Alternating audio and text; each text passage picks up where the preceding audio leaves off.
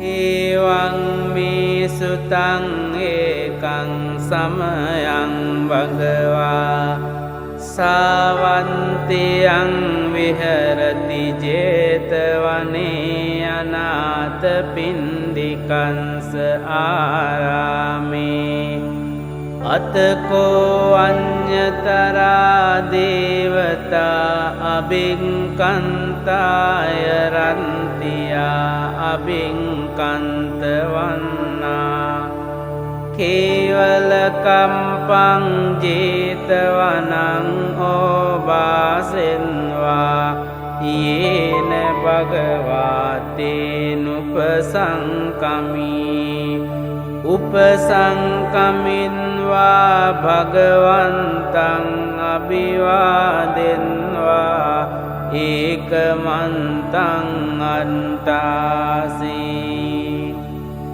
ඒකමන්තං තිතාකෝසා දේවතා භගවන්තං ගාතාය අංජබාසී බහුදේවා මනුන්සාච මංගලානි අචින්තයොං ආකංකමානා සොන්තානං බ්‍රෝහි මංගලමුන්තමං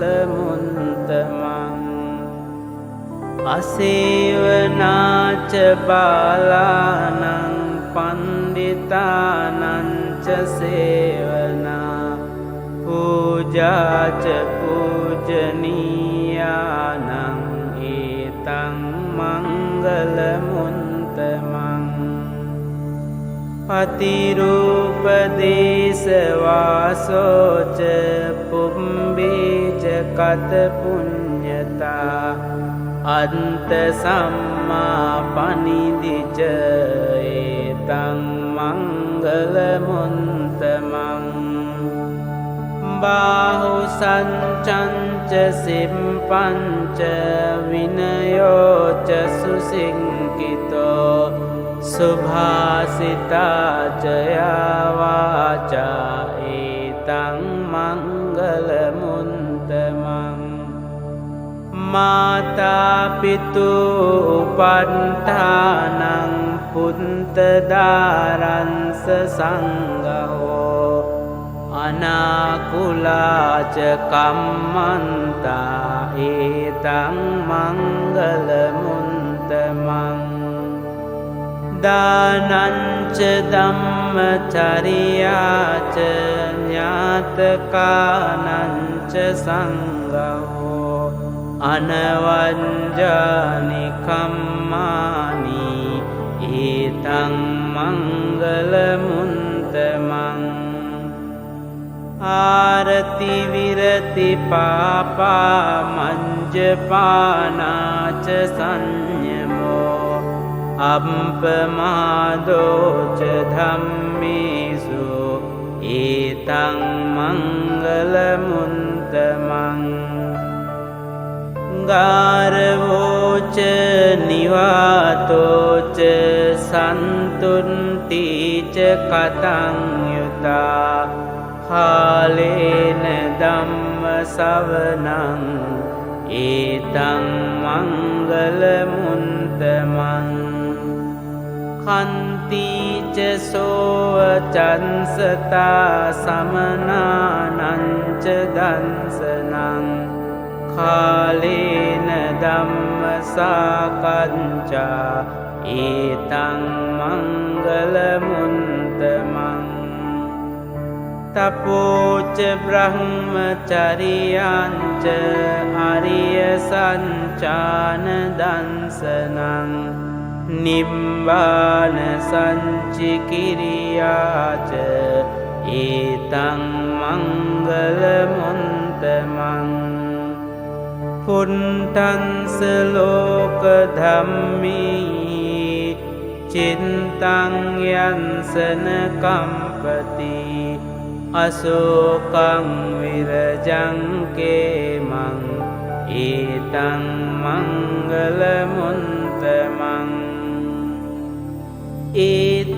ඒතාදිසානි කන්වාන සම්බන්තමපරාජිතා සම්බන්ත සොන්තිං ගංචන්තිතං තේසං මංගල මුන්තමන්ති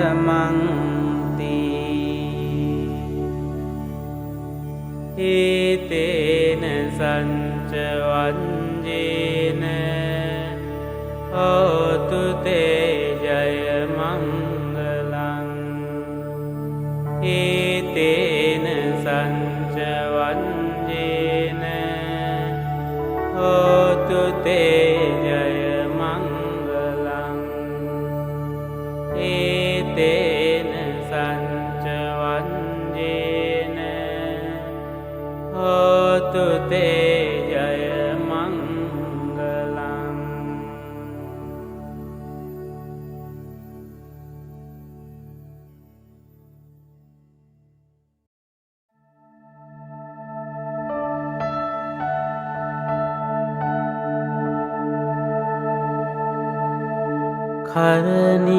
කරණීයමන්ත කුසලේන යන්තං සන්තං පදං අභිසමින්ච සක්කෝජුච සුජුච සුවචෝචං සමුදු අනතිමානි සන්තුන්සකෝච සුභරෝච අම්පකින්චෝච සල්ලහුකවුන්ති සන්තින්ද්‍රියෝච නිපකෝච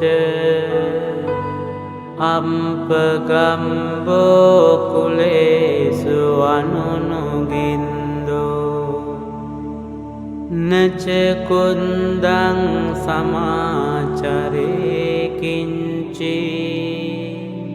යේන විඤ්ඤූ පරේ උපවදෙයුම් සුඛිනෝ වාකේමිනෝ හොන්තු සම්බේ සන්තා භවන්තු සුඛිතන්තා ඒකේචිපාන භූතන්ති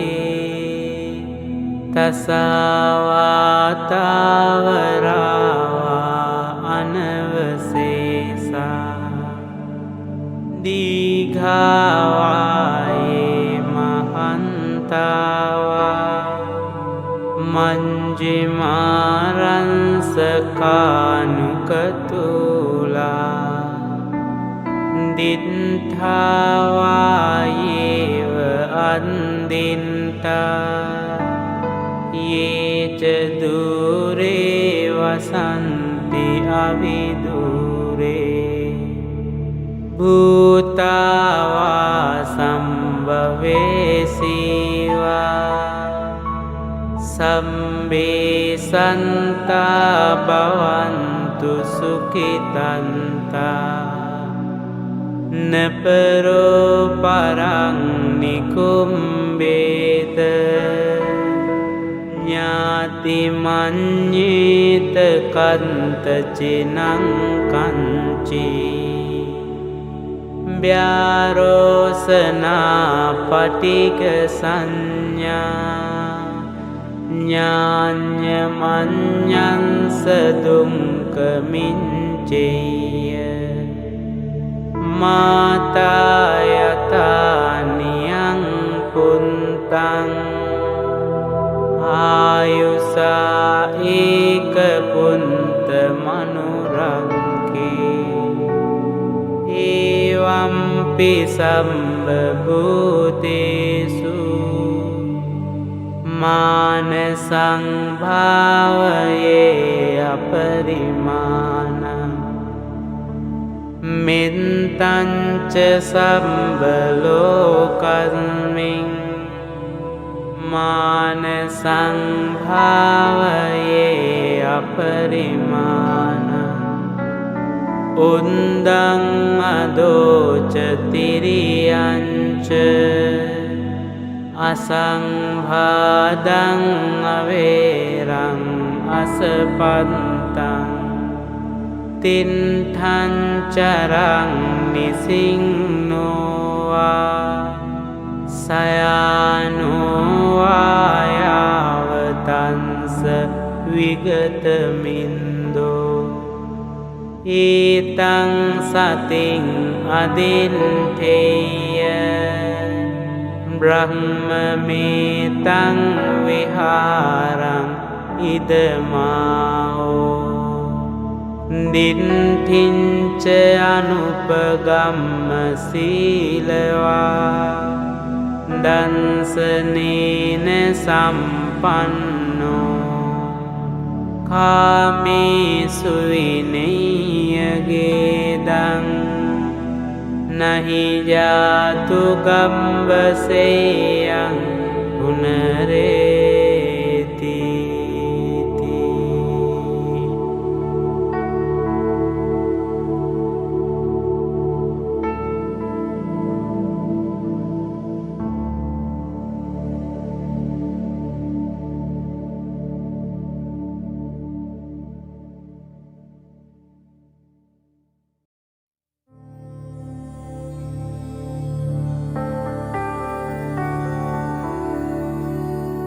එවං මේ සුතං ඒකං සමයං භගවා සාවන්තියං විහරති ජේතවනේ අනාථපිණ්ඩිකංස ආරාමේ අතකෝ අඤ්ඤතරා දේවතා අබින්කන්තාය රන්තියා අබින්කන්තවන්නා කේවල කම්පං ජේතවනං ඕබාසෙන්වා යේන භගවාතේනුපසංකමී උපසංකමින්වා භගවන්තං අභිවාදෙන්වා ඒකමන්තං අන්තාසී ඒකමන්තං තිතාකෝසා දේවතා භගවන්තං ගාතාය අංජබාසී බහුදේවා මනුන්සාච මංගලානි අචින්තයොං ආකංකමානා සොන්තානං බ්‍රෝහි මංගලමුන්තමං අසේවනාච බාලානං පණ්ඩිත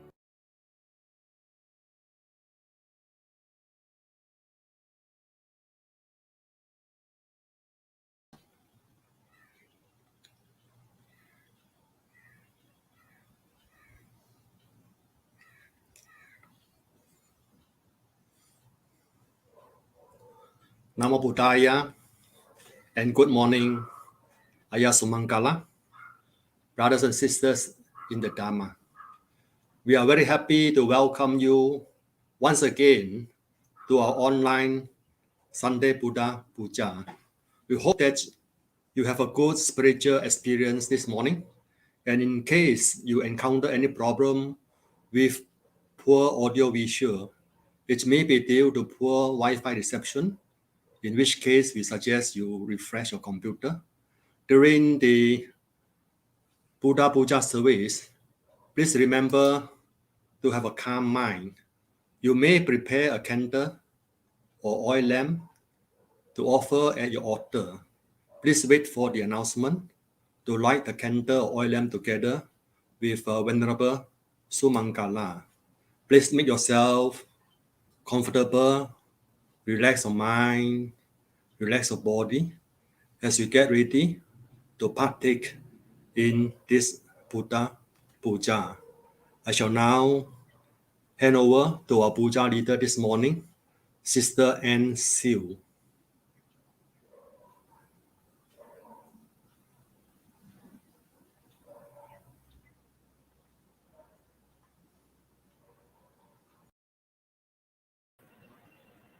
Thank you, Brachan. Good morning, Ayah Sumangala. Namo Buddhaya. Good morning, brothers and sisters in the Dhamma. Namo Buddhaya. Let us begin with our Sunday Buddha Puja. With respect, may we invite Venerable Sumangala to make the offerings to the Buddha. Brothers and sisters in the Dhamma, you may also light your candles or oil lamps. Let us put our palms together in Anjali position and contemplate mindfully. Namo tassa bhagavato arahato samma sambuddhassa. Namo tassa bhagavato arahato samma sambuddhassa. Namo tassa bhagavato arahato samma sambuddhassa. Namo tassa bhagavato arahato samma sambuddhassa. Namo tassa bhagavato arahato samma sambuddhassa. Namo tassa bhagavato arahato samma sambuddhassa. Namo tassa.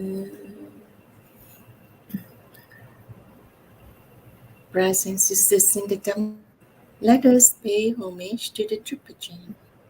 Buddhang pujeni, Dhammang pujeni, Sanghang pujeni. We shall now invite Venerable Sumangala to administer to us the refuges and the 5 precepts. Venerable. So, brothers and sisters in the Dhamma, let us now compose our mind and connect your heart to the Buddha, Dhamma, and the Sangha,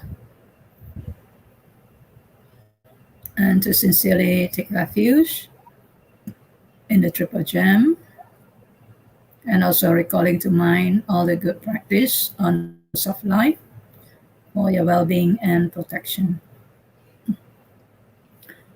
You may recite after the Venerable. Salutation to the Buddha. Namo tassa bhagavato arahato samma sambuddhassa.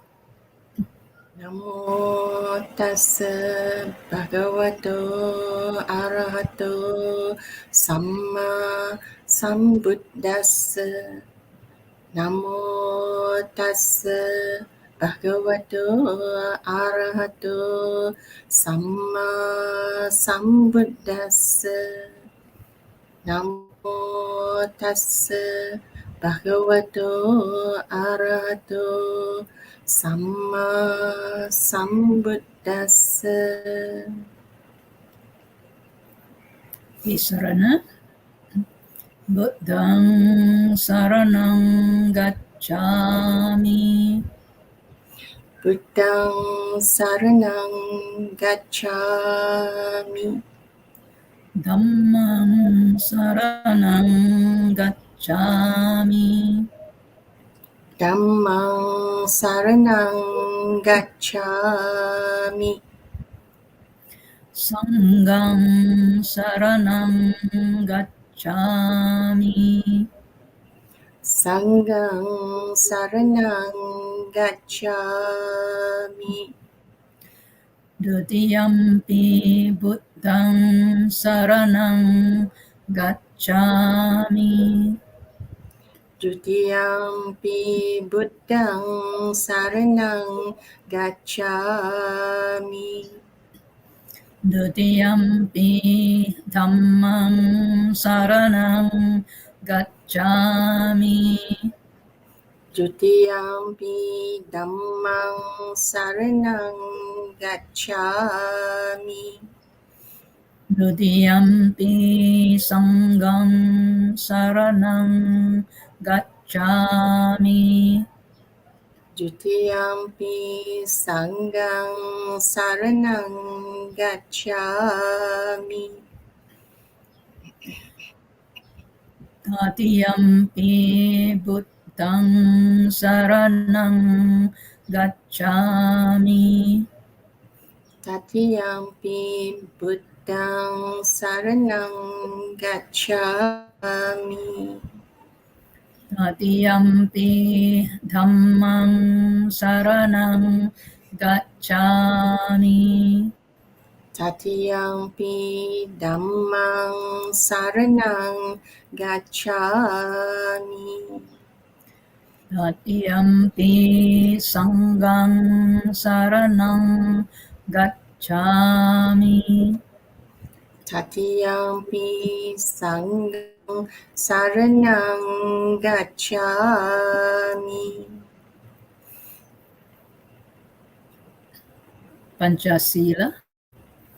Panatipata veramani sikkhapadang samadhiyami. Panatipata veramani sikkhapadang samadhiyami. Adinnādāna veramani sikkhapadang samadhiyami. Adinnādāna veramani sikkhapadang samadhiyami. Kāmesu mīlāchāra veramani sikkhapadang samadhiyami. Kāmesu micchāchāra veramani sikkhapadang samadhiyami. Musāvādā veramani sikkhapadang samadhiyami. Musāvādā veramani sikkhapadang samadhiyami. Surameraya majjhamadhatthāna veramani sikkhapadang samadhiyami. Surameraya majjhapamadhatthāna veramani sikkhapadang samadhiyami. Imani panca sikkhapadani samadhiyami. Imani panca sikkhapadani samadhiyami. Imani pancha sikkhapadani samadhiyami. Imani pancha sikkhapadani samadhiyami. Appamayena sampadetha Amaye. Sadhu, sadhu, sadhu. secure.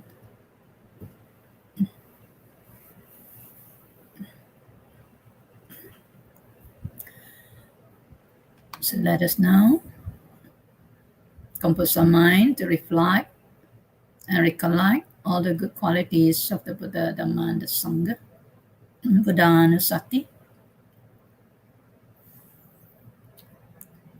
Iti piso bhagava arahang samma sambuddho Vijjacharana sampano sugato lokavidu Anuttaro purisa dhamma sarati satta deva manussanang buddho bhagavati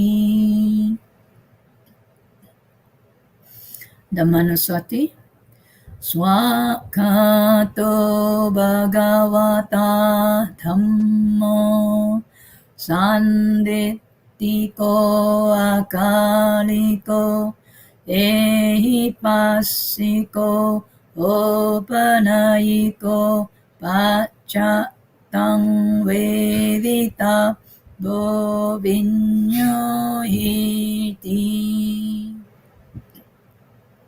Sanghanusati Supatipanno bhagavato Savaka Sangho Ujupatipanno bhagavato Savaka Sangho Nyayapatipanno bhagavato Savaka Sangho Sami Patipanno bhagavato Savaka Sangho Yadidam chattari purisa yugani Atta purisa punggala Esa bhagavato Savaka Sangho Ahuneyo Pahuneyo Dakineyo Anjali Karaniyo Anuttarang Punya Ketang Lokasati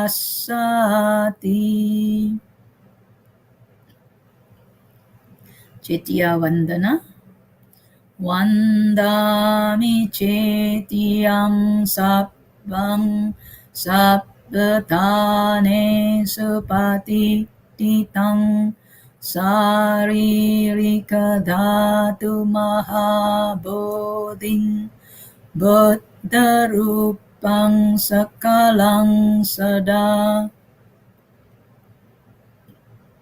Bodhi Vandana Yasamule Nisinova Sabbari Vijayang Aka Pato Sabbanyutang Satta Vandetang Bodhipadapang Ime ete Mahabodhi Lokanathena pujita aham pite namasami bodhi raja namatute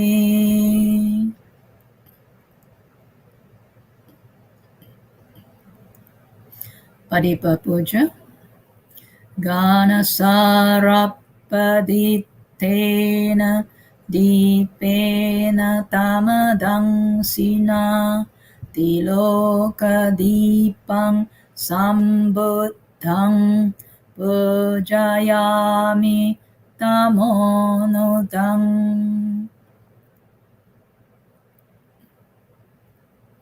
Dupa Puja. Ganda sambara yuttena dupenahang sugandina pujaye pujaniyantang puja bhajana mottamang.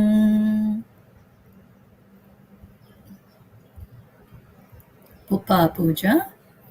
Vannagandha gunopetang etang kusuma santating pujayami munim dassa siripada saroruhe pujemi buddhang kusumena nena punyena mete hotu mokkang puppang milayati yata idang me kayo tata yati vinasa bhavang. Paniya Puja. Adivasetu no bhante paniyang parikapitang anukampang upadaya patiganhatu mottamang. Asking for forgiveness. Kayena vacha cittena pamadena maya katang acayang kamame bante buripanya tathagata. Kayena vacha cittena pamadena maya katang acayang kamame dhamma sandittika akalika. Kayena vacha cittena pamadena maya katang acayang kamame sangha supatipanna anuttara.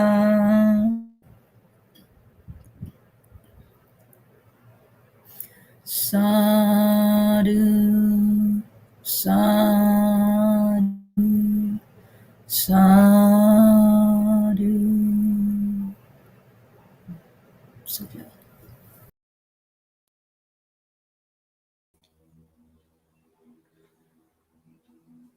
Namo Buddhaya, Ayah Sumangkala, brothers and sisters in the Dharma.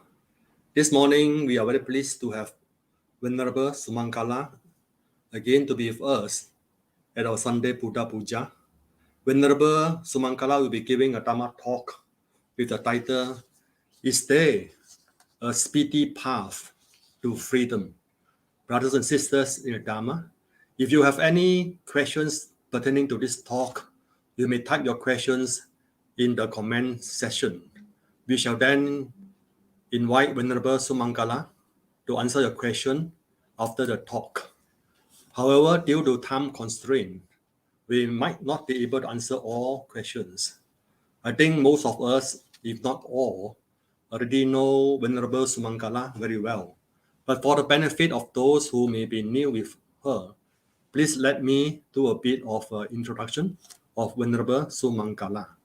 Venerable Sumangkala renounced her corporate life and became an anakarika since 2005 under the spiritual guidance of Venerable Mahinta Thera and Venerable Natimale Sumeta Maniyo. Subsequently, she took her papacha, or going forth, in the year 2008, and in 2011, she obtained her MA in Buddhist philosophy from the International Buddhist College, Thailand. In 2015, she took her higher ordination, or Upasampata, of a bhikkhuni with Venerable Santini Terry, her Pawatini, and Venerable B. Sri Sanankara Nayaka Maha Thera, the chief judiciary monk of Malaysia, as her Upajjhaya. Currently, Venerable Sumankara is the abbess of Ariya Vihara and the advisor of Gautami Vihara Society. She gives Dhamma talk in various Buddhist centers and conferences and conduct meditation retreats in Malaysia and abroad. She also conducts Dhamma education for family uniquely designed as ARK, A-R-K program, family, youth, and children camp, metta and mindfulness workshop, compassion in action projects. Venerable Sumankala also leads pilgrimage to Buddhist holy sites and give counseling services, etc., etc. She has pioneered the Arya monastic and lady training program, one of the first Theravada bhikkhuni and lady development program to nurture potential noble practitioner and bhikkhuni sangha in Malaysia. At present, she is also leading a project team and invite all supporters to build the new Arya Vihara at the Kawasan Damansara, the first Malaysian Theravada Bhikkhuni Nunnery and Dharma Training Center for the well-being, happiness, and the benefit of the many. Brothers and sisters in the Dharma, with deep respect, let us fold our palms together, and together we invite Venerable Sumankala to deliver the Dharma talk. Is there a speedy path to freedom? I ask.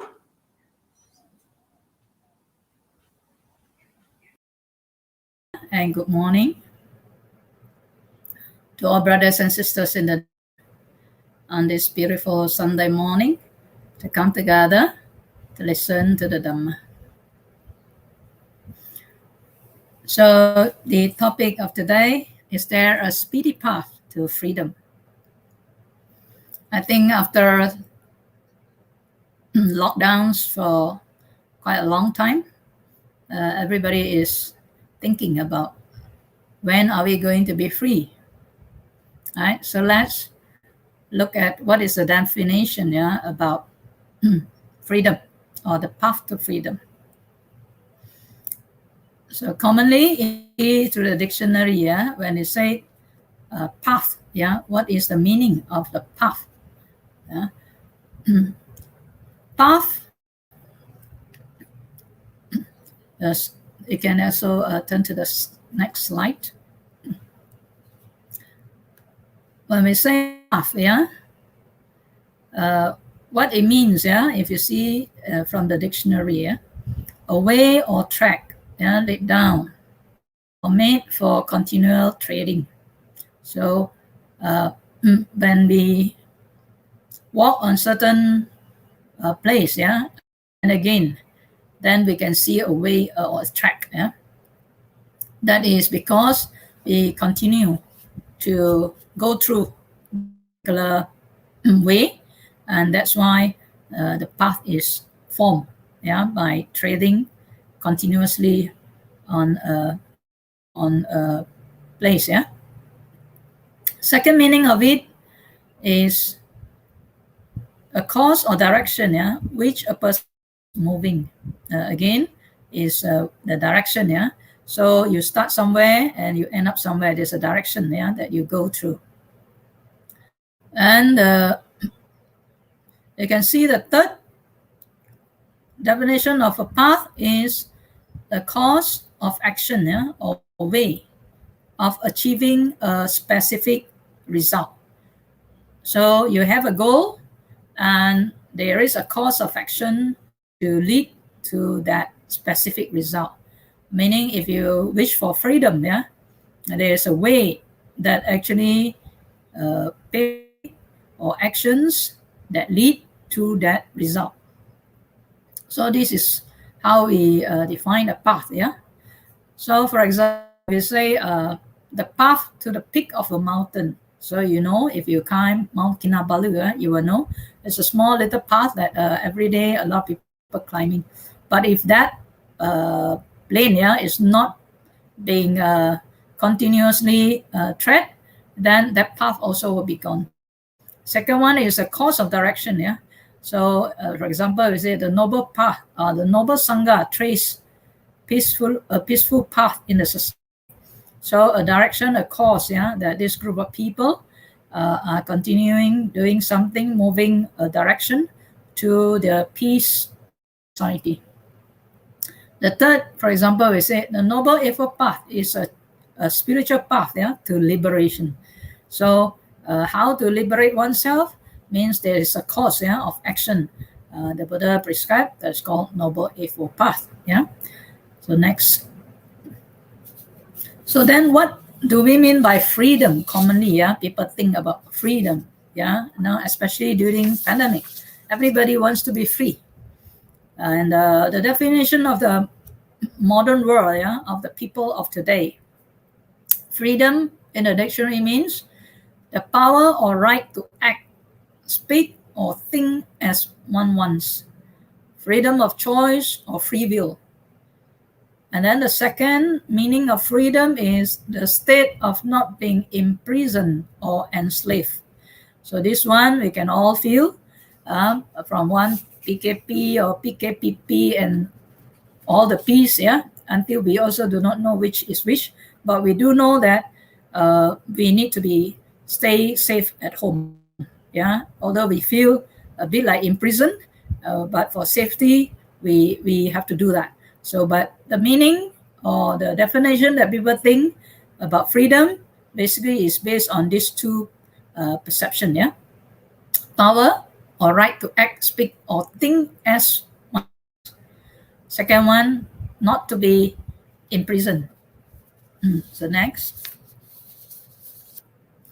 And we always have this, yeah. Most people, when you ask them what is freedom, you know, so they say their life is all about pursuing freedom. Everyone. So because I think when we are free, we will be happy. So most commonly you will hear people say, yeah, I want the freedom of how I live my life. I want freedom of what I want to create. I want financial freedom, freedom of hobbies, freedom of time on who I want to spend with. These are all the dreams of freedom. But how do we achieve them? Some will say, work hard, smart, yeah. And most people also think, yeah, when they want freedom, yeah, especially we are already conditioned with speed. Yeah, so everything we want it fast. Yeah, so that's why we ask, yeah, is there really a speedy path to freedom? So we want from, let's say, experiencing chaos, we want peace quickly, yeah. Experiencing unhappiness, we want happiness quickly, yeah. And if we are stuck in something, we want speedily, yeah. So this is how we perceive freedom and the way we want to achieve them. But what is actually the common myth, the path of freedom? If we think so, yeah. A myth means next slide. A myth means, and this one is commonly held, yeah, the idea. A myth means held but false belief or idea, or maybe just partially true, yeah. So common myth, yeah, the next one, common myth that people have about the path of freedom. What are the common myths that people have? Number one is political systems, yeah, the myth of a political system, whether it's by voting or by a coup, yeah. Next slide. The next is the economy the way people perceive the myth of freedom in economy. So of course people look for free market, and third is about individual free will. So let's investigate further, whether this is truly a kind of freedom or just a myth of freedom. So first, we can see that even in next slide, we can see from political myth that we have sometimes, and what it is that we next 2 days we are going to celebrate our Merdeka Day, and it's our 63rd day. So we look at a system, so we have independence, and we normally say we are free, we have freedom, but actually when we say freedom, is freedom from what?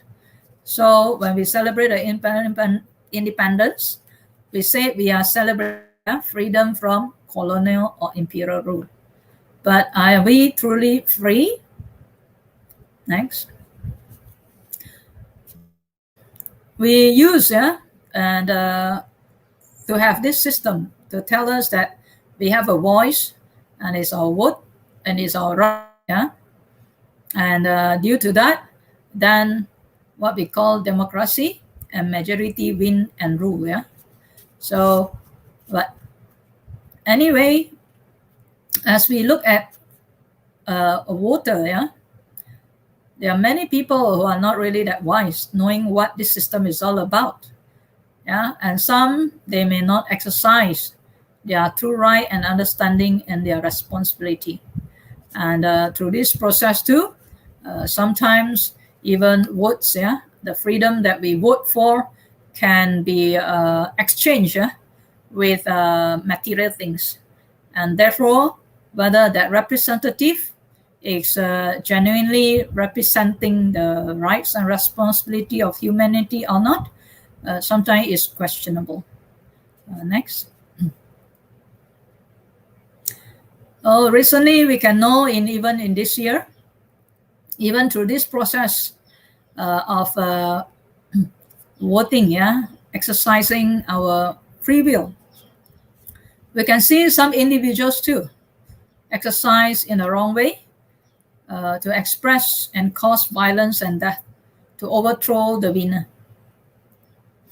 We can also see there are few cases in the world in different countries. For example, not only from votes, but they use force, and so we can see that what happened next is by coup, they overrule, the right or the duties of free will to choose what they think is good, So because of that, because of freedom, we take to the fight. So these are the myths that we have: freedom, true independence. But let's see again, what actually we can see in the process, Next slide, please. So is independence freedom? So time and again in the history of mankind, we can see a lot of emotion versus cognitive reflection. And a lot of time, due to emotion, we can see the spare up race supremacy, religion supremacy, nation supremacy, unrighteous governance supremacy, and by force. But the truth of freedom, is where we look at how we can free the human from imprisonment,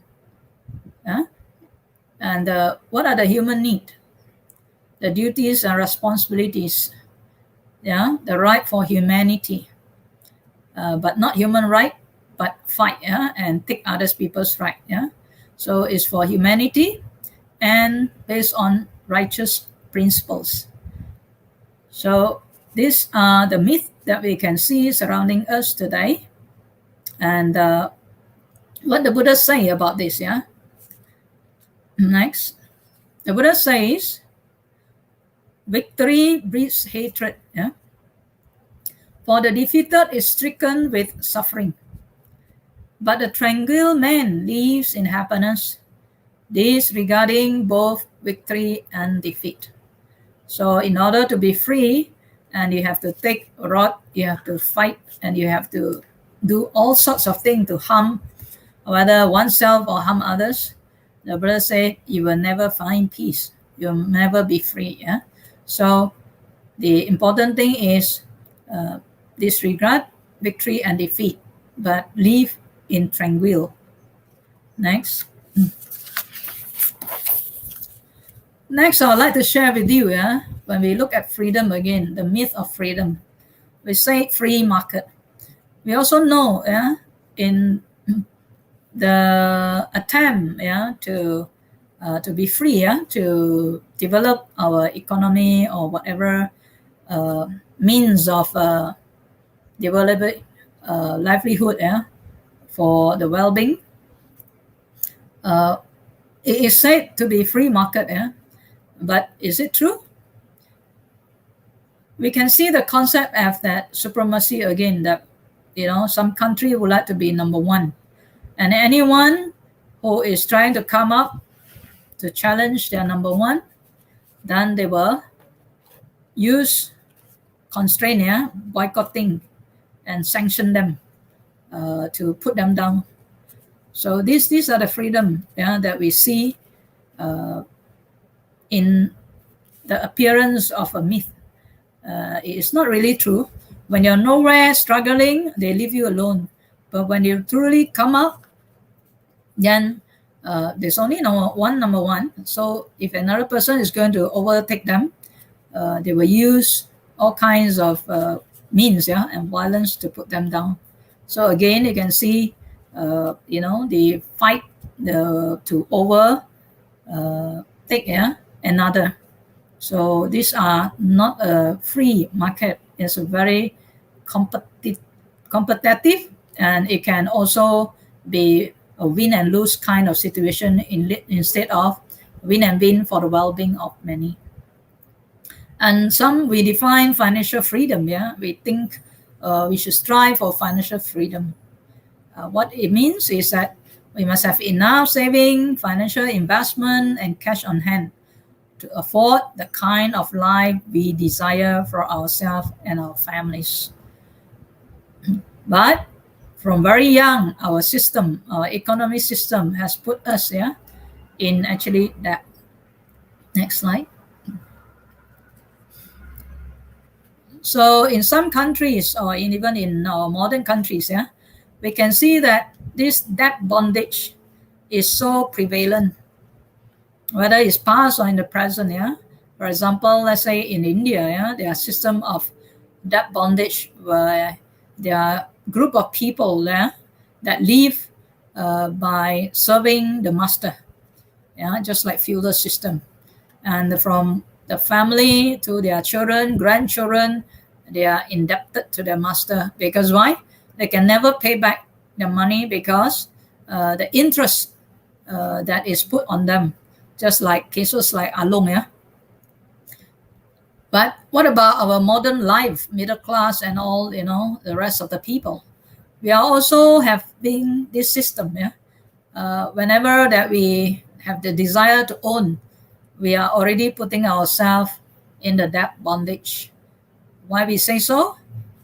We think in a good name of loan, but actually we are putting ourselves in a long-term debt. Sometimes it can take 20, 30 years. Sometimes it can take a lifetime. So in the name of freedom from financial burden, from very young, we are put into this kind of bondage. Even very young now, people getting bankrupt due to credit cards. And so these are the debt bondage that we have. And we think that economy that we are having a free market for us to do what we like. We are not so. From very young, we are already put into that bondage. Next. So now what about individual freedom? So recently we can see, we always ask this question, will we ever be free? Yeah. And after some long time, lockdown, everybody is yearning, to really be released. Even though the frontliners are struggling, to save lives, because due to free will and the idea of we want to be free. So people just rush out to have parties. And what is the result? The frontliner will work harder and harder, and more people will suffer. All right. So these are the free will that people think, individual freedom. That's how they define it. And what about, again, exercising free will? Does everyone have the wisdom to exercise free will? Let's see, the next slide. Yeah, so we really wish, to have that free will to do what we want, and to have the freedom and to achieve what we want. But is it really? Because of that free will and exercising or awarding or rewarding the idea of human right or individual right, what happened is that we can also see that some people do not know how to use their free will, and a lot get into problems of taking drugs. Next slide. They take drugs or have free sex and an unwise company. So this leads to crime to fund their habit. So is this free will, freedom to themselves and freedom to others? And we know that due to this, millions of people are suffering from death from drugs, AIDS, HIVs, abortion, and those children that born and then die, before even reach 5 years old. So is this the freedom or the path of freedom that is really lead to freedom? Next. So now you can see that this myth of freedom that we have, exercising so-called our free will, it has been in our society, our mind, over about 300 years ago, what we call liberal ideas, that try to help many individuals as possible the ability to pursue their dreams and fulfill their desire. We are now closer to realizing this aim, but also closer than ever to realizing that this has been based on an illusion. It is the same technologies that seems to give you freedom, but it is the same technology that invade and curb our freedom. Next. Why we say so? First, we thought we must have freedom of thought. How we think is our freedom. But you'll be surprised that propaganda and manipulation are nothing new. But you may think, nobody could successfully predict and manipulate my choices because my choices reflect my free will. But unfortunately, dismissing this challenge won't make it go away. It will just make you more vulnerable to it.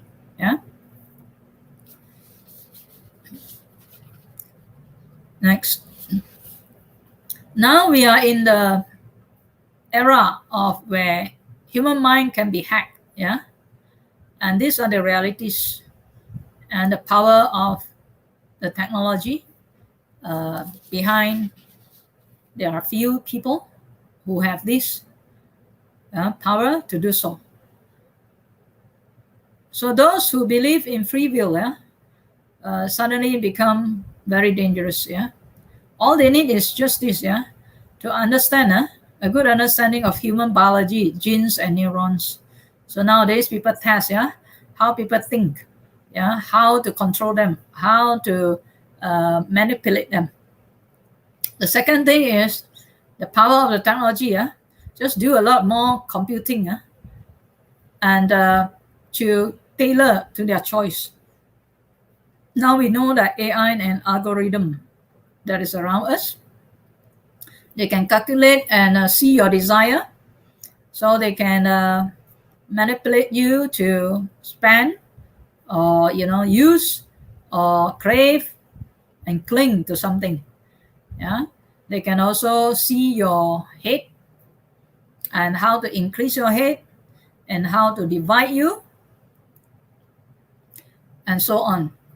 They also can see how ignorant you are and then how to input the influence for you to follow certain way of thoughts. So now they can predict your choices, re-engineering your thoughts and feelings. So is this freedom? Next. So what is freedom that we think it is now becoming like this? They may not know you perfectly. It's impossible to be with you all the time, but they just need to know you a little bit better than you know yourself. And that is not impossible now, because most people do not know themselves well. What more freedom? Right? Next.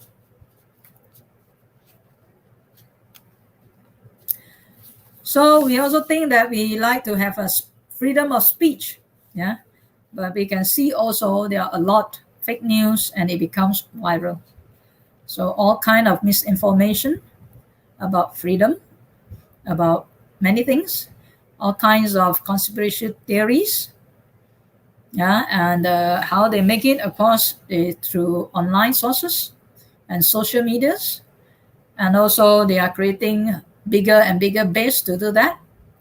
And now we need extra energy to mitigate this, and we need a lot of connective reflection to fend off this danger. So do we have truly freedom of speech? Next.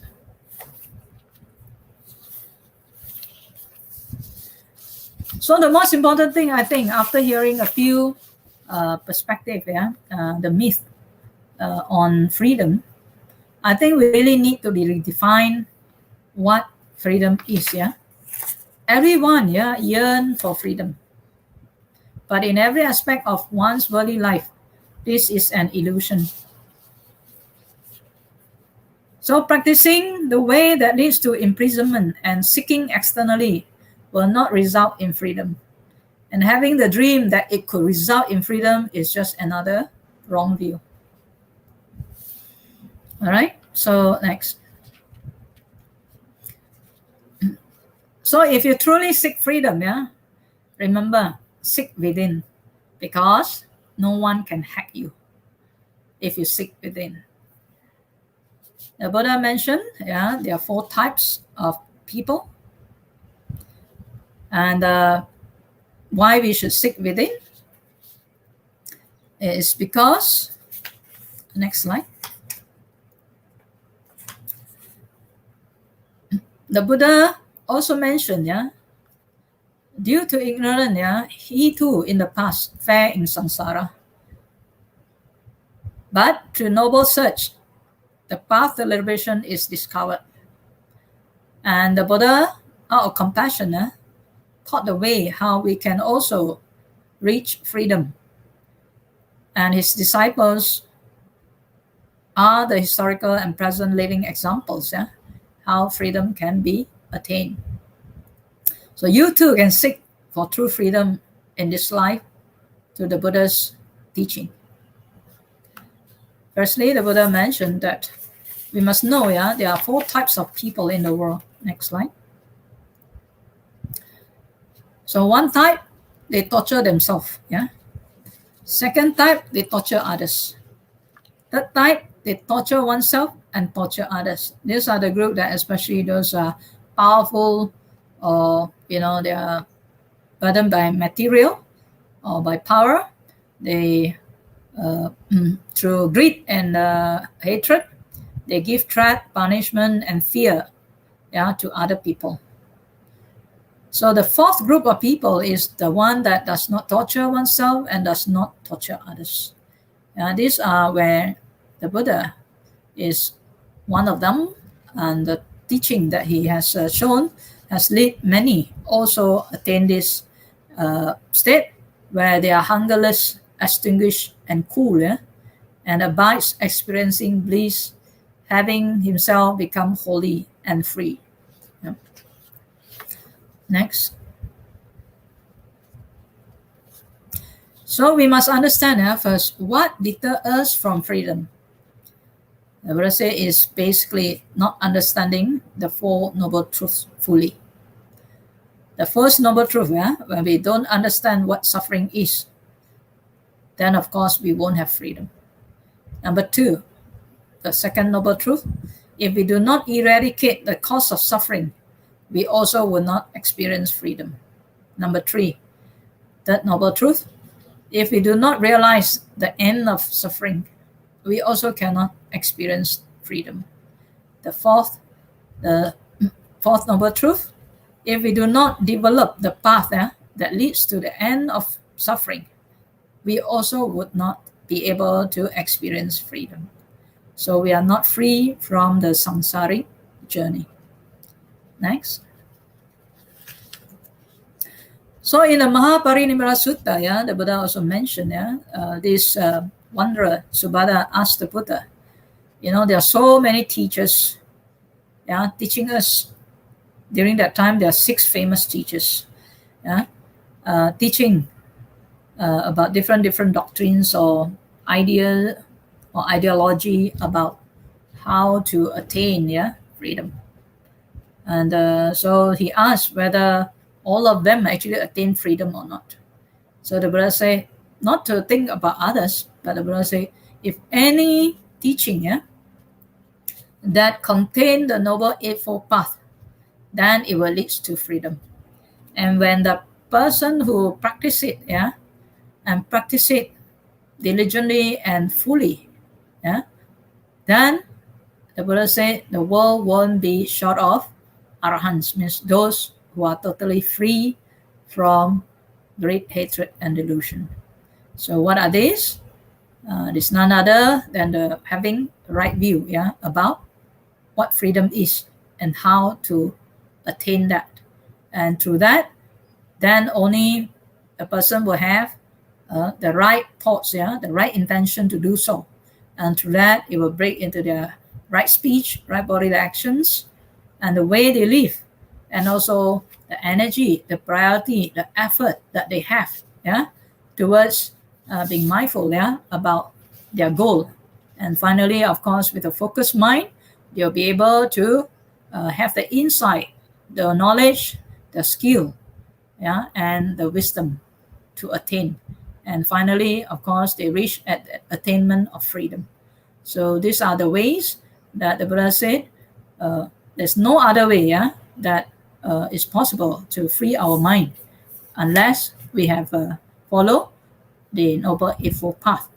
And this path, in the Buddha's teaching, we know that the Buddha gave free hand for people to investigate, to examine, and to come to that realization. If this is skillful, it doesn't bring harm, it is wholesome, and it is actually blameless, and it is also praised by the wise, then we should accept it. But if it leads to harm, it leads to unskillfulness, unwholesome, and is blameworthy, and also is sanctioned by the wise, so we should not accept it. Right? Next.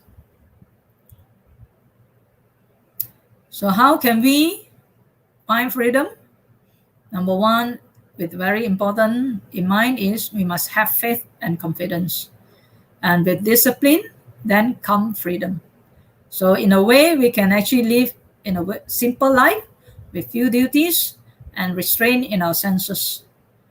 Yeah, the more we crave for sensual pleasure, the more we will not be free. So the second is to refrain from the unwholesome association. Third, we must now in our modern life only surf internet mindfully and for functional purpose and research and educational. If not, we will be pulled in. Yeah. Number 4, practice the way that leads to freedom. So this means we must always reflect. Just like, for example, one of the story about this dog ascetic. Yeah?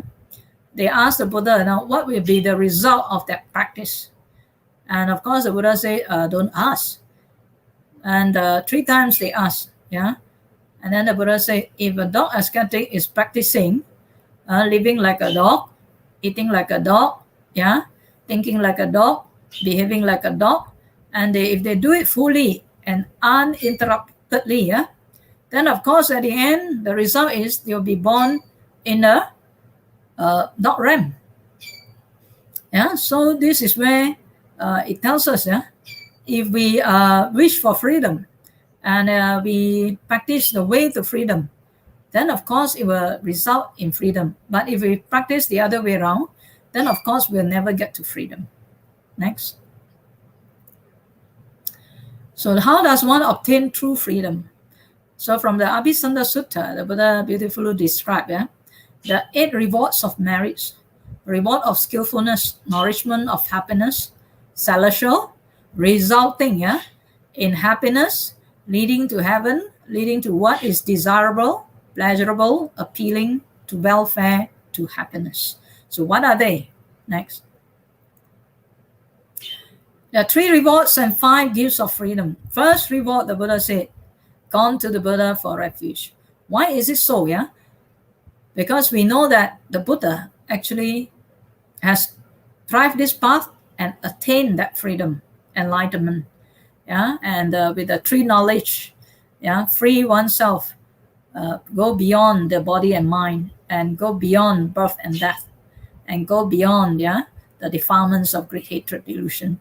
So by going forth, or by going to take Buddha as our refuge, we actually set our goal towards that direction. So this is the first reward that the Buddha said. So of course, the second reward is to go to the Dhamma for refuge, the path that the Buddha discovered how to reach to enlightenment. And the third, of course, gone to the Sangha. Sorry, there's a spelling mistake. Gone to the Sangha for refuge. Yeah. So from here, then we can see that the community of the practitioner. So when we are in a group to practice with a noble goal, then we are encouraged to follow the path. And due to that consistency and also the check and balance by our fellow practitioner, then we'll be able to stay on the path to freedom. Next. So what is the principles of this freedom? So the Buddha said, if we practice this, we are giving the 5 gifts of freedom, not only to ourselves, but to others. The first, the Buddha said, abandoning killing. The disciple of the noble ones abstain from killing. In doing so, he gives freedom from danger, freedom from animosity, freedom from oppression to limitless numbers of beings. And in giving freedom from danger, freedom from animosity, freedom from oppression to limitless numbers of beings, he gains a share in limitless freedom from danger, freedom from animosity, and freedom from oppression. So let me give you an example. For example, if a person abstain from, let's say, drugs or intoxicants, then he's giving freedom from danger, from animosity, from oppression. Why we say so? Can you imagine a person or family members that who's taking drugs, for example, or intoxication? What will happen in a family? Would you have peace of mind? Will it be free from danger, animosity, and oppression? So for example, let's say family man who takes intoxicants or drugs. The wife will be very be in danger because they may succumb to beating, violence, and also the children, and they also be succumb to animosity and oppression, and they won't have good sleep, food for the day, or the kind of freedom, to even stay around in the house. They will be always in fear, anxiety, confusion, and a lot more. So when one do not take these principles as practice, then they would deter the freedom in themselves, in the family, and also in the community. So abandoning killing, stealing, sexual misconduct, lying, and also drugs, your intoxication, that leads to heedlessness. Then when we abandon them and abstain from them and refrain from them, rest assured, you are already giving freedom. Freedom of what? Freedom of danger, freedom of animosity, freedom of oppression to limitless numbers of beings. And because you do so, you also gain a share in this freedom. So this is a true freedom. True freedom can come from you and from each individual that practice it. And that's how freedom can really be achieved, according to the Buddha. Next. So what are the speedy path? So the speedy path is freedom from within. So as you cultivate, you seek freedom from within. Like just now I mentioned to you, you don't have fear, because why? Nobody can hack you, from within. It's only your mental state. So when you practice, the Buddha said, the foundation of mindfulness, especially the 4 foundation of mindfulness, to be mindful of your body, feeling, mind, and the mind object. So there are 7 benefits that you can gain from there. So what are they? Number 1, they leads to the purification of mind. Number 2, overcoming sorrow. Number 3, overcoming lamentation. Number 4, a complete destruction of physical pain. Number 5, a complete destruction of mental distress. 6, entering the right path, and the 7, attainment of liberation, means freedom. Of course, in this talk, I won't be able to explain to you in detail, but just give you some idea about it. You can actually search more detail into the teaching and also the practice. So attainment of liberation. So this is the path. The Buddha said, this is the only or one direct path that leads directly to liberation. So knowing these benefits help us, because it will encourage us to practice with faith, confidence, and diligent effort. So there are means and ways to speedy freedom. Next. So what are the further freedom when we practice from here? So what we experience is that we will start to abandon covetousness. So the Buddha said, when a person have covetousness in mind, it's akin to a man in debt. Meaning when we have greed, when we have a craving, a lot of likes and a lot of this delight in this and that, then the Buddha said, it is like we are actually in debt. Just like a person who borrow a loan, so you won't have peace of mind to sleep, and you won't have peace of mind to even work, and anything that is happening, it shaken your state of mind, because why? You're like in debt always. But the Buddha said, when you practice that, the 4 foundation of mindfulness, then gradually you will be able to overcome covetousness. Covetousness means, the idea, the thought of wanting and to own somebody's things. And if we have this in mind always, then of course it will put us in the kind of feeling, yeah, that we are not free. We are always like in debt. But once you are able to overcome this through the practice, you find that it's like you have paid all the loan, and then now you have some leftover that you can actually enjoy in your family. And when you reflect, you feel so happy and glad that you have overcome that debt. So when we are able to overcome covetousness, greed, then we are like a man who is free from that. So ill will and anger is akin like a sick man. Yeah. So very sick. When a person is very angry or have ill will, the Buddha what they call describe them as like a sick man. Yeah. So they don't have happiness. They cannot eat. They get very angry. So everything also tastes not so nice. But once they are all able to overcome by practicing the 5 principles of life, by practicing the mindfulness, then when they are able to overcome this, they realize that they are a healthy man. So when you feel healthy, of course you feel free. Yeah. So next is like sloth and torpor. So sloth and torpor, these are hindrances of the mind. Yeah. The Buddha said, it makes you feel like you are in prison. Yeah. The mind is like blur, lazy, and bleak. Yeah. You can't really do anything, not free to think, not free to say, not free to move. Yeah. So sloth and torpor is just like you're putting yourself in prison.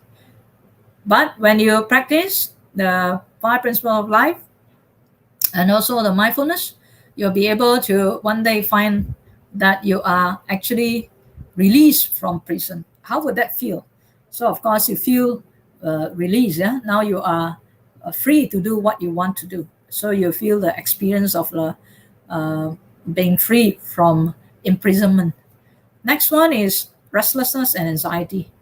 Yeah? So if you have this hindrance in your mind, you always feel very restless, anxious. But I say, it's just like a man who is a slave.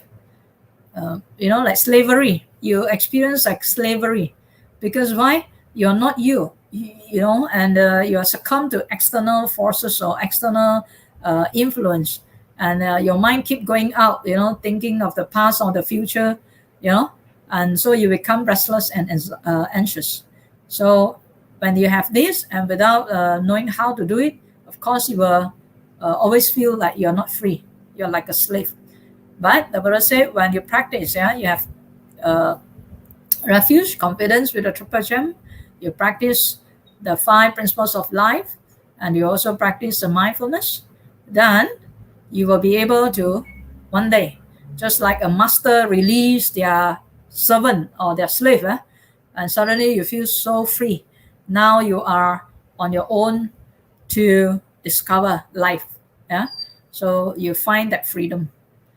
5th, the Buddha say, if you have this in your mind, uncertainties or doubt, you keep doubting things and uncertain about things. You are just like a man, like traveling on an unfamiliar terrain. Just like what we have been through, in this pandemic.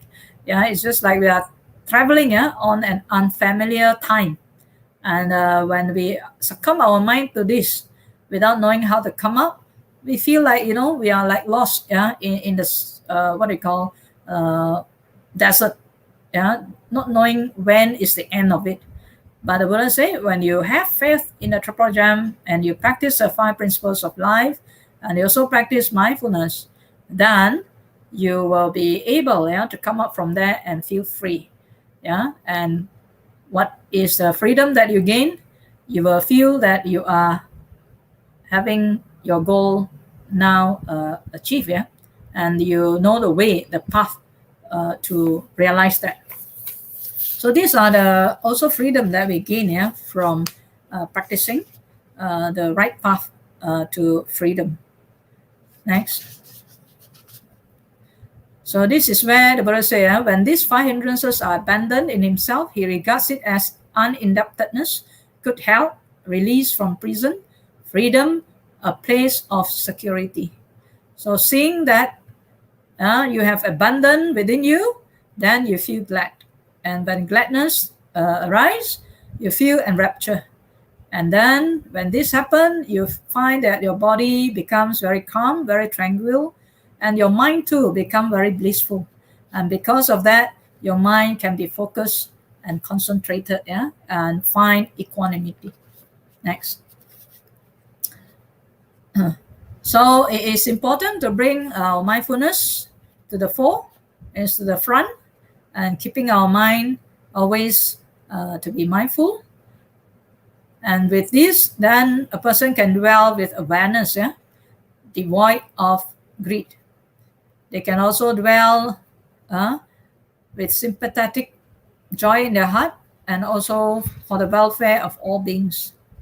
And they also be free from laziness, and they become more mindful, alert, and be able to have a recipient of light.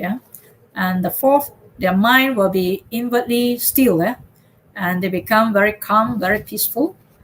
And the fifth, they cross over uncertainty, and they don't have any confusion about what is skillful or what is wholesome mental qualities that needs to be cultivated. Next. So finally, of course, from all these practices, they will develop right concentration, right wisdom, and right liberation. So this is the path the Buddha said, is a footprint of freedom, of liberation. And in the Buddha's teaching, and for everyone's freedom to pursue this kind of freedom, then the ultimate exclamation, the next one, and that the Buddha say is when you are able to practice until the final path, the total freedom exclamation is that normally they will exclaim, birth is ended, the holy life fulfilled, the task done, there's nothing further for this world. So this is the ultimate freedom that one can seek for. And we are very fortunate that the teaching of the Buddha guide us, show us the way, and help us to one day to achieve this by following the Noble Eightfold Path.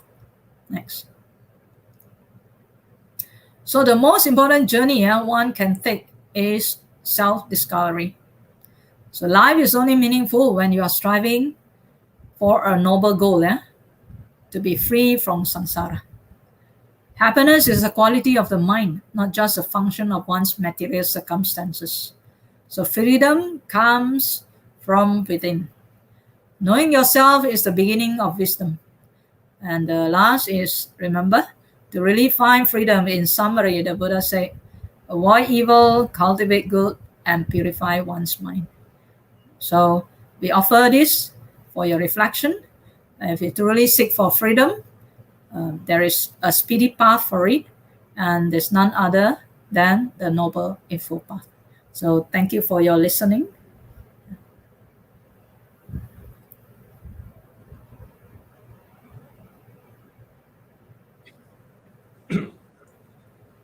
Yeah, sadhu, sadhu, sadhu. Thank you very much, Ayah, for the very interesting, very practical, very educational talk this morning, which gives us many amazing tips on how to attain freedom from danger, from animosity, from oppression, from mental and physical pain, and also freedom from the five hindrances. It's truly wonderful if we can all have such freedom. Now it is time for Q&A. Brothers and sisters in the Dharma, do you have any questions for Venerable Sumangala? This question from Stephanie Wong. Does it mean keeping our precepts well is giving ourselves and others the inner freedom? Thank you. Thank you, Sister Stephanie. Does it mean keeping our precepts well is giving ourselves and others the inner freedom? The answer is yes. Because most of the time, we look or we define freedom in terms of external thing, to gain something, then only we are free. But in reality, due to the nature or the cause of that seeking that freedom with craving or with things that promote self-centeredness or self idea, itself already lead to not non-freedom. So the Buddha said, if we truly seek freedom, how can we seek freedom for ourselves, for our family, for the community, and for the nation? Yeah. So the very simple thing is to be abide by the principles of life. So these 5 principles is very important. So when you practice, you will gain that inner freedom. Why? Because number 1, if you practice the 5 precepts, for example, you are free from blame. Yeah. So isn't it a very good feeling when you are free from blame? Yeah. So to be blamed is very uneasy. Yeah. What more the Buddha said, when you practice that, you gain that freedom because why? You are giving freedom to others first. Yeah. Because when you practice, refrain from, let's say, violence, refrain from harm. People who stay with you will find peace. They don't feel any danger around them. They don't feel any animosity. They don't feel any oppression. So they feel good. So suppose there's a man, or a family member who's very, very violent. You will start to feel that, or you are the one that caused that violence. You'll find that the people around you will start to run away from you. They always feel very fearful looking at you. Also, they feel very fearful. Yeah, and they feel like they are always being oppressed. So when we practice that, already we are giving them so much freedom. Yeah, freedom to be free from danger, from animosity, from oppression. And this is where the best gift, the Buddha said, and this gift is a reward of merits. And so it is very important to keep our precepts. And this is a principles of life. It's not just a Buddhist precept. Yeah. Thank you. Yeah, thank you. Thank you for a very good answer to a very good question. Do we have a next question, Brother Alfred? Next question, please. From this KCBA, how do we seek some freedom from stress related to work given high KPI to achieve? So, firstly, we say that how do we get stressful? So, number 1, we get stressful because either we overcommit on something, or we put a very high expectation on something. And because of that, we have this stress to meet the result. And why is it so? Because the calculation of the time to achieve, or the path to achieve that result, is miscalculated with the acceptance of the goal that we set. So in setting a goal, it's important to look into how the path, means the way to achieve that. And if you are given a certain time frame, so what will be the best alternative of the path to reach there, right? So you cannot set a goal that is too high, that within that time frame you cannot achieve, and you try to believe that you can. And this is where it's a kind of wrong view, because what we are doing already estimated the result in certain time, certain way, and certain capacity. So it's important to do that in the first place. So when you are given a KPI, then it is also important to discuss and to see the what are the best reality or the achievement can be done. So it is not wise when we set a KPI that is beyond the team or the person's capacity and ability. So when they do so, not only they jeopardize the well-being of the person or the performance, and they also jeopardize the whole organizational objective. So I think it's very important to seek that freedom of this, is to face with what it is, and discuss about what are the potential and the likelihood, the path, and the alternative, and also the timing. Important is normally stress come from deadlines, yeah, and so we have to know that within that time, how much we can, and if we can have, let's say, 2% to complete it, then you may have, let's say, 2 days. But if you say, okay, I want it to be complete 2 days, so you need probably 4%. So you have to see on all the alternatives of how that so-called KPI being achieved. So that freedom to investigate, look into it, and to come up with the best, I think is where the skills in that line, or the wisdom, the experience of that matter will help. So it is important in order to seek freedom. Freedom don't come by chance or accident. Freedom is where we exercise our also skill and knowledge and the sincere effort, to realize the result. So I hope this gives you some answer to your question. Yeah. Thank you. Very good answer to a very practical question that we have, most of us are facing in our modern life. Let me go for next question. In today's digital world, most things can be done at a much faster pace. Even learning the Dharma is much easier with all those Nikayas can be referred to in the internet. Isn't this leading to a speedier path to learning the Buddha Dharma, leading us to our liberation and freedom? Yeah. Well, we don't deny, technology brings about speed, and because of the conditioning, we think speed is good, and everything we want to resolve is always with a button away. No doubt we can learn a lot of things from the internet, some are good, some are not so good, and we can also learn a lot of Buddha's teaching in the internet too. But remember, in one of the Dhammapada, the Buddha said, learning without practice is of no use. You can read and read, learn and learn, but what you learn, you don't put into practice. So what will be the result? Nothing. It's just learn, but never put into practice.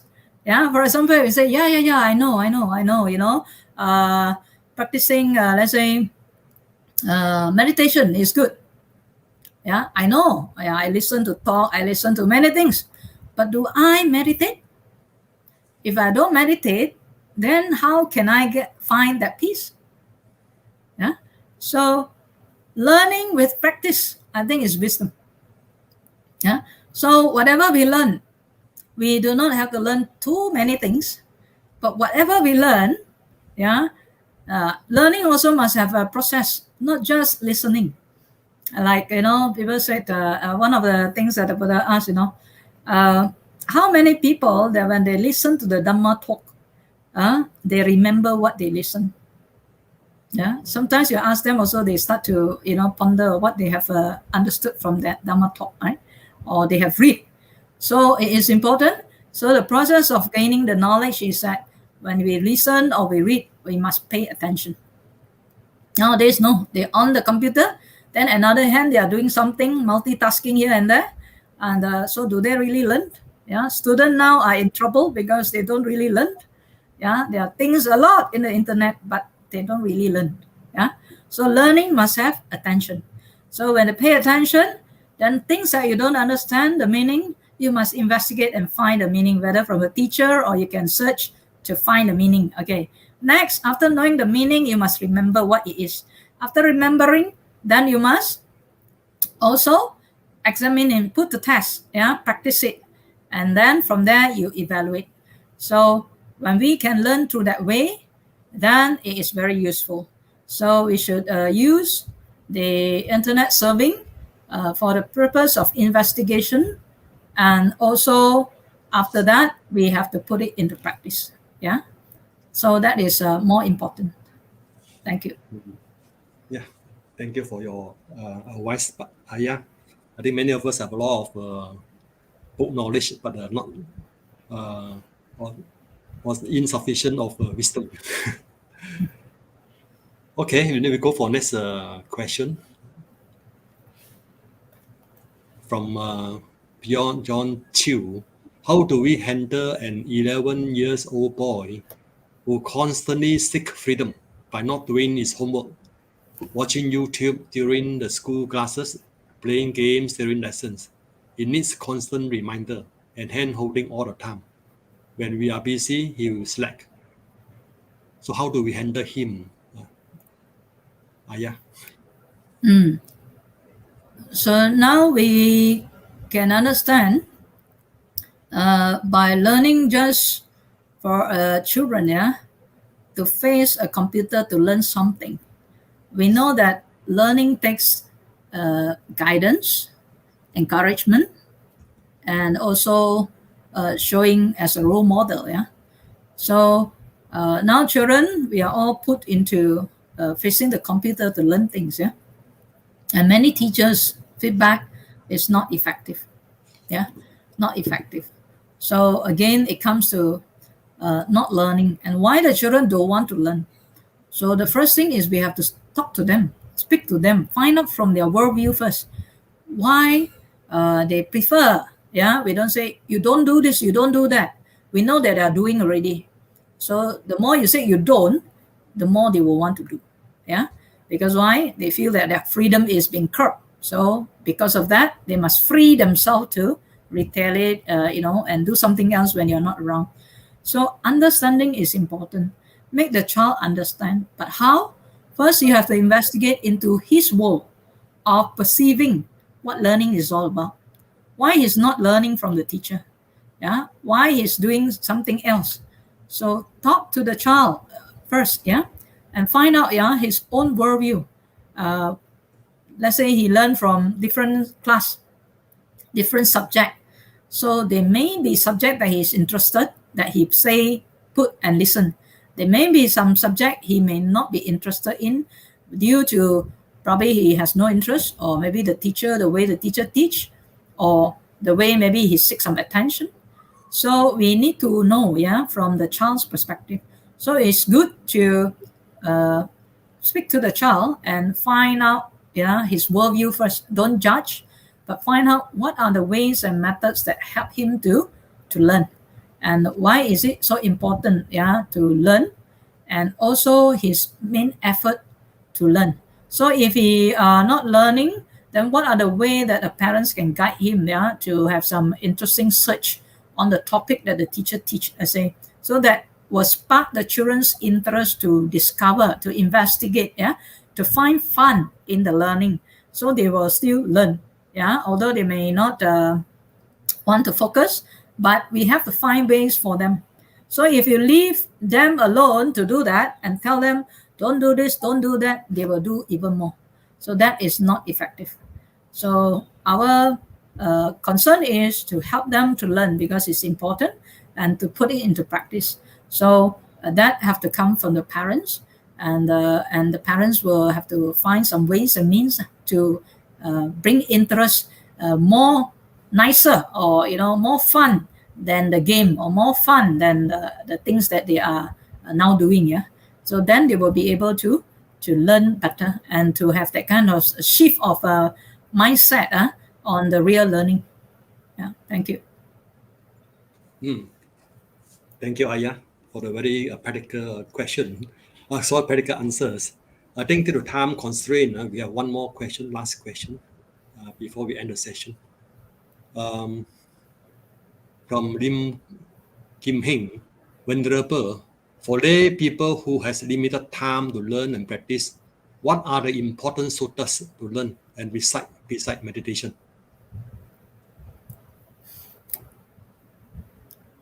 We always think that we have limited time, but it's actually true also, because everyone is given only 24 hours. And I used to also alert some devotees. If you look at our time lifespan, we don't really have much time.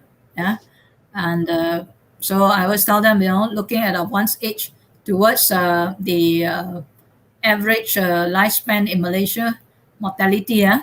So we can see how much time we have, yeah, minus the sleep and the eat and all the chores, yeah. So we say with limited time to learn and practice, what are the important suttas to learn and recite beside meditation? Today I have introduced you, yeah, very important suttas, yeah? And these suttas are connected to other suttas too. Yeah, for example, if you can really remember, yeah, the five precepts well, and to put it into practice, yeah, and so you can go to Abhisanda Sutta to have a glimpse of uh, my three refuge and five precepts, yeah, and from there you can explore further, yeah, the more detail of why we actually have this faith, strong faith in the Buddha Dhamma Sangha, and the practice of the five precepts. And then next, of course, how can we overcome our hindrances? So the next thing is to look at the Noble Eightfold Path. Yeah, what is each of these in detail? Yeah, and how we can scrutinize and practice it and evaluate it, and to finally, attain that, the Noble Eightfold Path. So because why this Eightfold Path is very important for the culmination of right wisdom and right liberation. And the method to do it, of course, is none other than Mahasatipatthana Sutta has stated. There are many benefits, yeah, and these benefits gradually will help us to find freedom.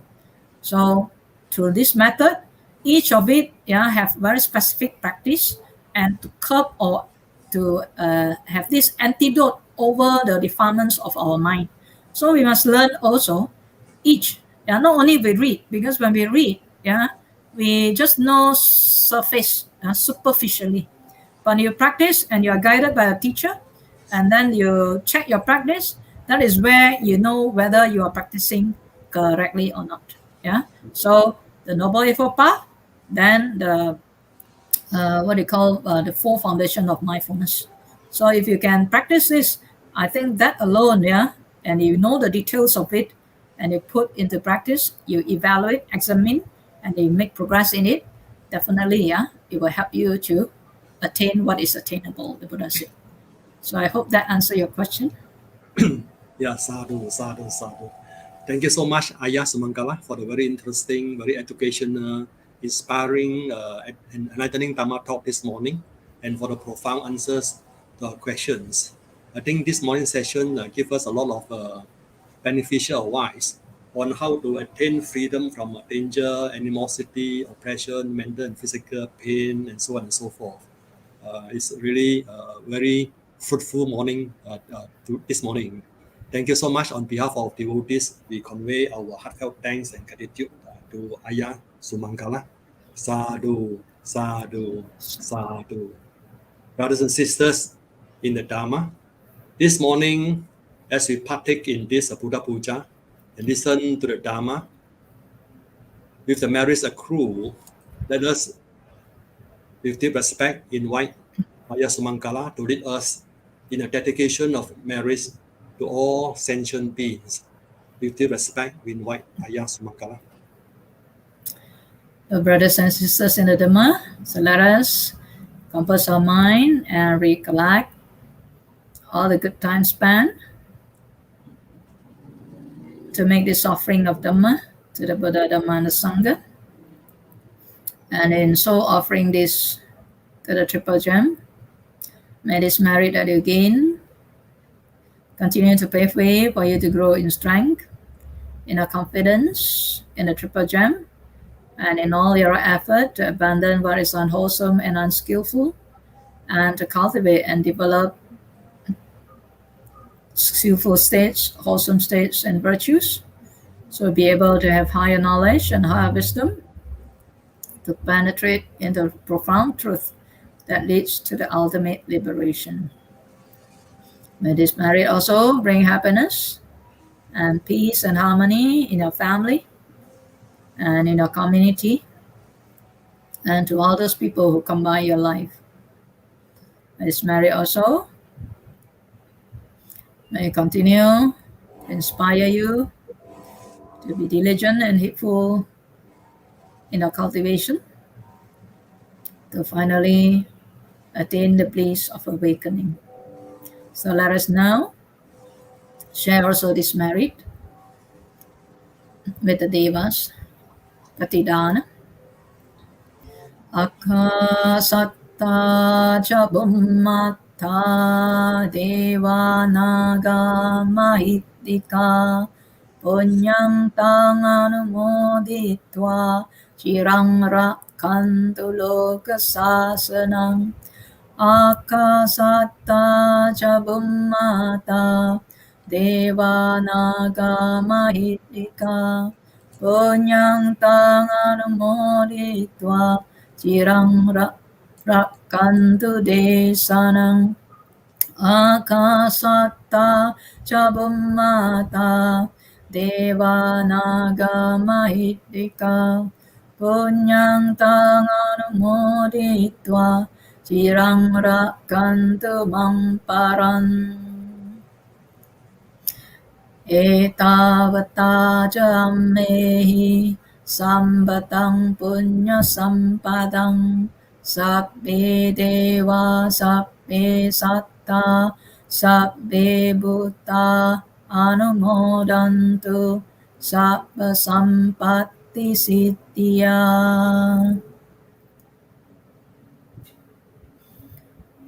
Transfers of merits to departed relatives. Idang me nyatinang hotu sukita hontu nyatayo. Idang me nyatinang hotu sukita hontu nyatayo. Idang me nyatinang hotu sukita hontu nyatayo. Patana, aspirations. Imina punya kammena mame bala samagamo satang samagamo hotu yava nibbana patiya. Idam me punyang asavakaya vahang hotu. Idam me punyang nibbanassa paccayo hotu. Sadhu, sadhu, sadhu.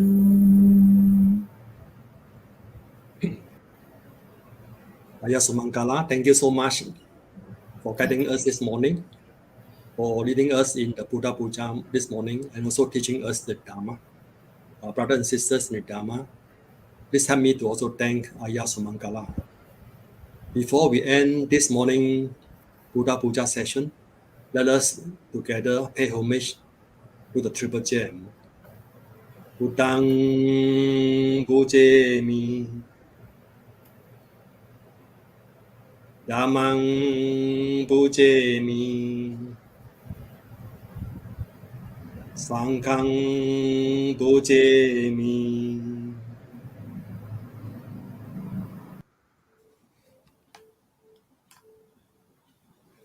Sadhu, sadhu, sadhu. To all devotees, thank you very much for partaking in this morning Buddha Puja. Please join us again next Sunday, 5th of September, Sunday morning.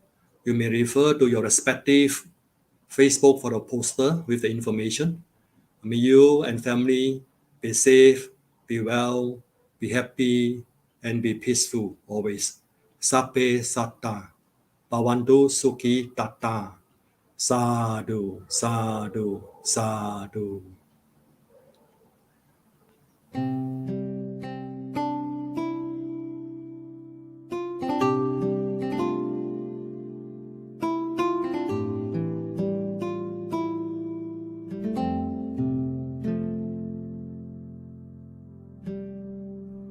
Bahung sahan semabhini sayudantang ngirimi kelang uditegora sase